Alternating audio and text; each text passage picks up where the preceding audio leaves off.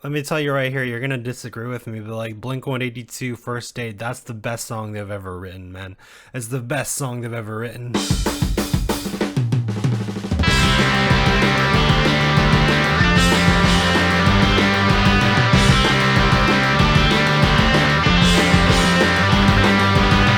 It's the early 2000s and you're barely a functioning human being, but your sisters have figured out how to pirate music on the internet, so you are automatically a really cool person.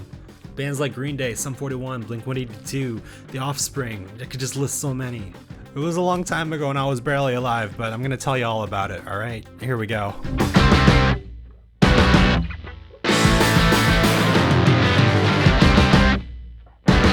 The year is 1994 and the band Weezer has yet to release their magnum opus simply entitled Weezer. But you know what has been released? A steaming pile of dookie.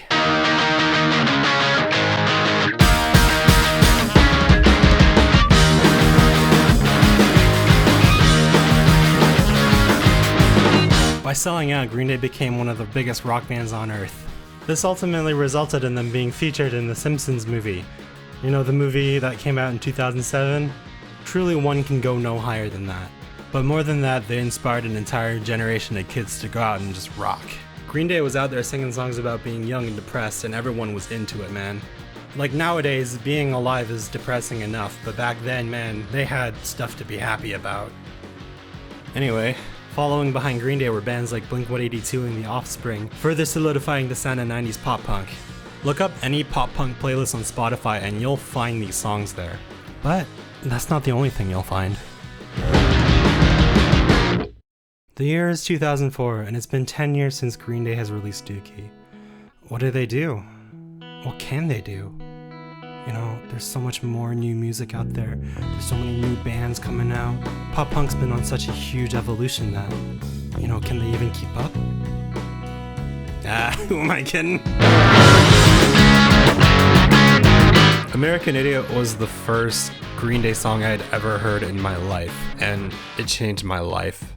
Think about a single moment in your life where everything changes like a hard cut from A and B, and they're nothing alike. For me, I was a child, but after I listened to Green Day, I became a child who knew who Green Day was. These songs are seared into my mind, and I will never be able to forget them. The title track needs no introduction. Jesus in Suburbia is a 9-minute masterpiece. For years, Holiday was my favorite song of all time. My body will never let me forget every single lyric of Boulevard of Broken Dreams. Wake Me Up When September Ends is quite possibly the first song I've ever learned on guitar. Homecoming is another 9-minute masterpiece by Green Day. And What's Her Name? What's Her Name is one of the best album closers I've ever heard. But they're not the only ones here. You had Fall Out Boy going down swinging and thanking us for the memories. You had My Chemical Romance brainwashing kids to cry every time they hear the G note on the piano. First Date by Blink-182 exists now and is great. Go listen to it, seriously. Paramore, Riot, classic.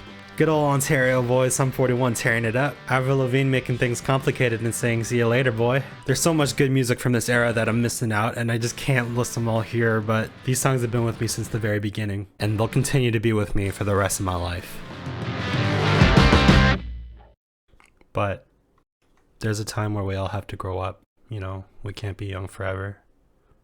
These songs, they comforted us in our formative years, but who's to say that they'll stick around forever? I know so many people who used to love these songs, but in the end they moved on. They started to forget what these songs meant to them, and I hope I never forget. The year is 2009. And you're a new kid in a new town, and you're in your grandpa's old Jeep Cherokee, and you turn on the radio, and then you hear it. Owl City released Fireflies, and the world was never the same again. Hey, thanks so much for watching. This was a lot of fun to make, and I really hope you enjoyed it. I'm serious about that Blink-182 thing, by the way. First Date is their best song, and I will hear no other answers. Anyway.